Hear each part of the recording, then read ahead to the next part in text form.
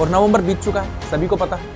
कल से दिसंबर स्टार्ट हो रहा है। पढ़ाई किसी ने करी नहीं होगी, मुझे पता है, बट हाँ ये पता है कि सर हमें एक स्ट्रैटेजी अगर मिल जाए तो बढ़िया तरीके से हम अपनी प्रिपरेशन को अंजाम दे सकते हैं। अगर अभी आपने पढ़ाई स्टार्ट नहीं करी है तो मैं एक चीज कहूंगा कि फाउंडेशन बिल्ड करो, फाउंडेशन बिल्ड करो अपना। दिसंबर का मंथ जो होगा वो आपका पूरा का पूरा होगा जिसमें आप अपना फाउंडेशन जो है वो बेहतर कर सकते हैं बार बार। तो ये वीडियो आप ही के लिए है ना। तो अभी क्या करना है हमें अपनी प्रिपरेशन को बेहतर बनाने के लिए, जिससे हमारा एक तो एग्जाम बढ़िया तरीके से निकले और एग्जाम तो निकले ही हमें बेस्ट यूनिवर्सिटी मिल जाए। चलते हैं आगे, लेके चलता हूं आपको पूरी की पूरी इस सेशन की जर्नी पे, है ना।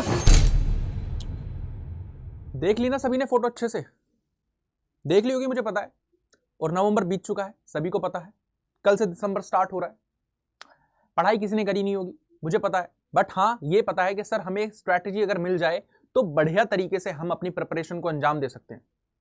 तो उसी के लिए आगे हूं दोबारा एक सेशन बनाने के लिए, जिसमें मैं आपको बताने वाला हूं कि अभी भी अगर आपने प्रिपरेशन सही से स्टार्ट नहीं करी है अपने सीयूईटी यूजी 2026 के एग्जाम की, तो भी कहीं ना कहीं अभी देर नहीं हुई है, क्योंकि अभी भी आप अच्छे तरीके से एक प्रिपरेशन मोड में आ सकते हैं। वेदर आप अपीयर हो रहे हो अपने 12th के बोर्ड्स के लिए, या आप दोबारा किसी अच्छी यूनिवर्सिटी में या अच्छे कॉलेज में एडमिशन लेना चाहते हो, आप दोबारा सीयूईटी के लिए अपीयर करना चाहते हो, तो ये वीडियो आप ही के लिए है ना। तो अभी क्या करना है हमें अपनी प्रिपरेशन को बेहतर बनाने के लिए, जिससे हमारा एक तो एग्जाम बढ़िया तरीके से निकले और एग्जाम तो निकले ही हमें बेस्ट यूनिवर्सिटी मिल जाए और बेस्ट कॉलेज मिल जाए, है ना। ये अभी हमें देखना है इस पर्टिकुलर सेशन में। चलते हैं आगे, लेके चलता हूं आपको पूरी की पूरी इस सेशन की जर्नी पे, है ना। अब देखो दिसंबर मंथ है, अगर अभी आपने पढ़ाई स्टार्ट नहीं करी है तो मैं एक चीज कहूंगा कि फाउंडेशन बिल्ड करो, फाउंडेशन बिल्ड करो अपना। दिसंबर का मंथ जो होगा वो आपका पूरा का पूरा होगा जिसमें आप अपना फाउंडेशन जो है वो बेहतर कर सकते हैं बार बार। और एक बार अगर फाउंडेशन स्ट्रांग है तो उसकी नींव जो होती है वो बहुत ही ज्यादा बेहतर बनती चली जाती है बाद में, क्योंकि बाद में तो आप रिवीजन ही कर रहे होंगे।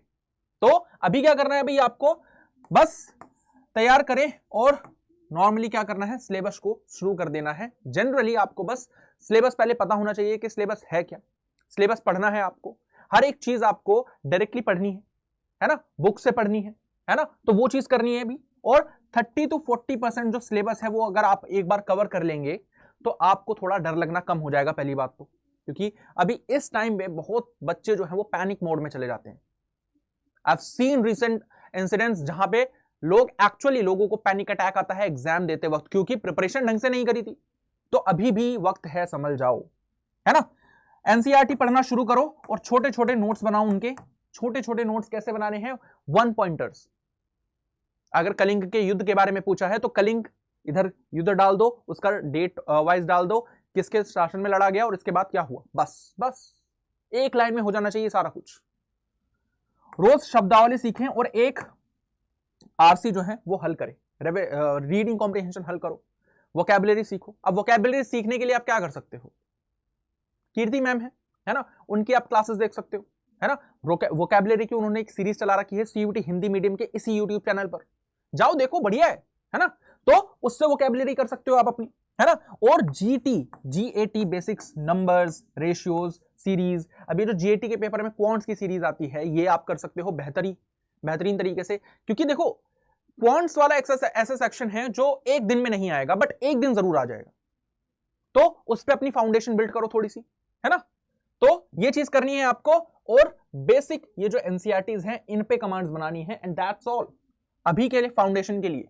फिर आपका जनवरी आ जाएगा इसी जद्दोजहद में। जनवरी में हम कैसे चलेंगे, जनवरी में हम अपना सिलेबस को एक बार हमने देख लिया है, 30 to 40% सिलेबस हमने कवर कर लिया है। उसके बाद क्या करना है, उस पे बाद लगभग 70% सिलेबस जो है वो आपको अब पूरा करना है। 30 अगर मैं मान के चलता हूं 30% सिलेबस आपने करा है, तो अगले महीने आप 40% थोड़ा सा एफर्ट डालेंगे तो आपका 40% सिलेबस अगर कंप्लीट हो जाएगा तो लगभग जनवरी के एंड तक आप कितने सिलेबस कंप्लीट कर चुके होंगे, अपना 70%, है ना। डोमेन विषयों के लिए मुख्य चैप्टर जो है वो पूरे करें। अब देखो यहां पे भी वो एक तरह से क्या होता है ना, यहां पे भी आपका स्ट्रैटेजी देखी जाती है कि आप डोमेन तो पढ़ रहे हैं, क्या सारे चैप्टर्स को आप इंपॉर्टेंस दे रहे हैं, या आप उन चैप्टर्स को कुछ ज्यादा प्रेफरेंस दे रहे हैं जो एक्चुअली एग्जाम में पूछे जा रहे हैं। वो आपको चैप्टर देखने पड़ेंगे, तो वो चैप्टर देखिए और वहां से उनको पूरा करिए। आगे अभ्यास के लिए सेक्शनल टेस्ट जो है वो जरूर लगाने हैं। Sectional test is one of the thing जो आपको नैया पार कराएगी आपकी। वो अगर आप लगाएंगे तो वो बेहतर होगा, बेहतर से भी बेहतरीन होगा। और पढ़ने की गति और सटीकता जो है वो आपको बनाए रखनी है, एक्यूरेसी बनाए रखनी है। और एक्यूरेसी के साथ साथ आप जिस मोमेंटम में पढ़ते हैं वो बनाए रखना है, क्योंकि अगर वो एक्यूरेसी, वो कंसिस्टेंसी, वो परसिवरेंस अगर कहीं भी छूटी तो कहीं ना कहीं आप सिलेक्शन से पीछे हो जाएंगे। जानता हूं सर्दी है, इस टाइम पे लोगों को बहुत नींद भी आती है ना, नींद भी आती है भाई, जाहिर सी बात है। तो मैं वही कहता हूं कि जिस टाइम आप सो रहे हो तो कोई ना कोई पढ़ रहा है सिलेक्शन लेने के लिए, याद रखिएगा। आगे महीने में 300 से 400 एमसीक्यू हल करें। 300 से 400 एमसीक्यू उन बच्चों के लिए हैं जो एक्चुअल में अब थोड़ा पढ़ चुके हैं और उन्हें वो एमसीक्यू पैटर्न में आना है, अब एमसीक्यू सॉल्व करना है। क्योंकि इवेंचुअली पढ़ने से कुछ नहीं होगा अनटिल और अनलेस आपको पता है एमसीक्यू अटेम्प्ट कैसे किए जाते हैं। क्या करना है उसके लिए, भाई मेरी क्लास में आ जाओ। शाम को 4 बजे डोमेन की क्लास होती है ना, 4 बजे 4 PM डोमेन की क्लास होती है। कब, MWF में, मंडे वेडनेसडे फ्राइडे। और रोजाना 8 बजे सुबह आपकी current affair plus static GK चलती है। इसके लिए मैं यही कह सकता हूं। आगे चलोगे तो इस तरह का पेपर होगा आपका PYQ का जो भी है। आप देखो फरवरी मंथ आ गया भाई, उसके बाद कंप्लीट 100% सिलेबस आपका कवर हो जाएगा इस पर्टिकुलर मंथ में। कंप्लीट 100% सिलेबस, 100% सिलेबस मैं आपका जनवरी में भी कहता करने के लिए, बट मैं कह क्यों नहीं रही हूं, क्योंकि अगर आप एक ज्यादा बढ़िया मोमेंटम में नहीं जाना चाहते हैं, फरवरी इज द लास्ट मंथ जहां पर आप अपना सिलेबस जो है वो पूरा कंप्लीट कर लें। सभी विषयों की एक गहरी रिवीजन शुरू कर दें। 6 से 8 मॉक टेस्ट जो है अगर आप वो लगाएंगे तो वो बेहतर माना जाता है इस पर्टिकुलर चीज में। कमजोर हिस्सों की पहचान करो और उसका सुधार करना है आप सभी को। एंड देन आपका CUET के पिछले वर्ष के पेपर जो है PYQ वो जरूर हल करने हैं। अगर PYQ हल नहीं करा ना तो भाई कुछ भी हल नहीं करा है आपने। फिर तो 100 मॉक टेस्ट लगा लो, 200 टेस्ट सीरीज दे दो, जो भी देना है आपको कर लो, नहीं होगा सिलेक्शन। रीजन क्योंकि PYQ ही है वो जिसके बेसिस पर मॉक टेस्ट बनते हैं। और जो क्वेश्चन पूछे जाते हैं पहले उसी के ऊपर थीम बेस्ड होती है, जो आपने अपनी क्लास में मैं बताता हूं। फिर चाहे वो सुबह 8 बजे की करंट अफेयर की क्लास हो या शाम की क्लास हो 4 बजे की MWF में। तो ये चीज है।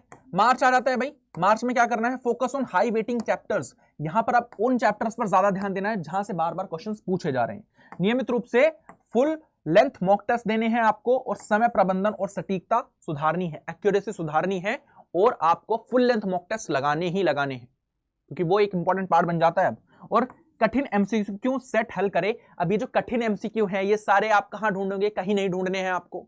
सुबह करंट अफेयर की क्लास में जब स्टैटिक जीके का मैं पोर्शन कराता हूं या करंट अफेयर का पोर्शन कराता हूं, इसमें आपके टफ MCQs भी होते हैं, आपके इजी MCQs भी होते हैं, सारी चीजें आपको मिल जाती हैं एक ही जगह पर। तो कोई प्रॉब्लम वाली बात ही नहीं है। आगे चलेंगे, फिर शब्दावली, सूत्र और महत्वपूर्ण नोट्स जो है वो रिवाइज करने, जो भी अभी तक आपने बनाए हैं। तो इस तरीके का रिवीजन चल रहा होगा सभी का, पता है मेरे को। ये मंथ जो मार्च वाला मंथ होता है ना, बहुत ही ज्यादा क्या होता है, हैक्टिक होता है स्टूडेंट्स के लिए, क्योंकि यहां पर रिवीजन ज्यादा करनी होती है, बहुत ज्यादा रिवीजन करनी होती है, जैसे वो बच्चा कर रहा है ऐसे ही करनी पड़ेगी, है ना। फिर आता है आपका अप्रैल फाइनल रिवीजन। अब देखो अप्रैल में अगर एग्जाम है तो अप्रैल मान के चलना, अगर मार्च में एग्जाम होता है, वैसे जनरली अप्रैल में होता है ना, उससे पहले आप चीजें तैयार कर लेना अपना। लाइट रिवीजन रखनी है सारे सब्जेक्ट्स की, attempt 4 to 5 final mock test, और न्यू टॉपिक्स को अवॉइड करना है, रिवाइज ओनली शॉर्ट नोट्स।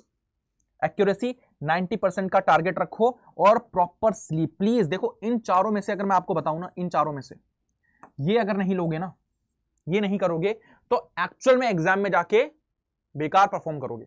क्यों करोगे, क्योंकि ये जो चीज है ना, प्रॉपर स्लीप और काम रहना नहीं होता है। To be very frank, even during the preparation of mind for UPSC civil services, उसमें भी नहीं होता है, मेरे से खुद नहीं होता है। बट मैं सजेस्ट ये करता हूं, क्योंकि जितना आप स्टे रहेंगे, जितना काम रहेंगे आप, जितना आप अच्छी स्लीप ले रहे होंगे, उसके बाद एग्जाम के बाद आपका यही रिएक्शन होने वाला है, डेफिनेटली मैं बता रहा हूं। अब वो हर एक व्यक्ति की अलग अलग बात होती है कि वो कैसे चीजों को देखता है। तो ये चीज है, ये आप ध्यान रखना। अगर इन सब चीजों को फॉलो करोगे तो एक आपके पास बेहतर ऑप्शन होगा अपने आप को बढ़िया परफॉर्म करवाने का। ये चीजें याद रखनी है। अगर ऐसे सेशंस की जरूरत पड़ती है, कमेंट सेक्शन आप ही के लिए खुला है, कमेंट सेक्शन में बता दीजिएगा, ऐसे सेशंस लाता रहूंगा कहीं भी आपको अगर प्रॉब्लम आती है तो। बाकी मिलते हैं अपने नेक्स्ट सेशन में। बाकी जो यहां पर स्टैटिक जीके का पोर्शन है, हिस्ट्री डोमेन का सब्जेक्ट है, वो मैं पढ़ाता हूं आपको। सुबह 8 बजे करंट अफेयर चलती है, तो इसी सीयूईटी हिंदी मीडियम के चैनल पर आओ, करंट अफेयर करो सुबह। शाम को वो MWF में मंडे, वेडनेसडे, फ्राइडे में क्लास करो अपनी, सारी चीजें क्लियर हो जाएंगी। ठीक है, मिलता हूं आपसे नेक्स्ट सेशन में। बाय।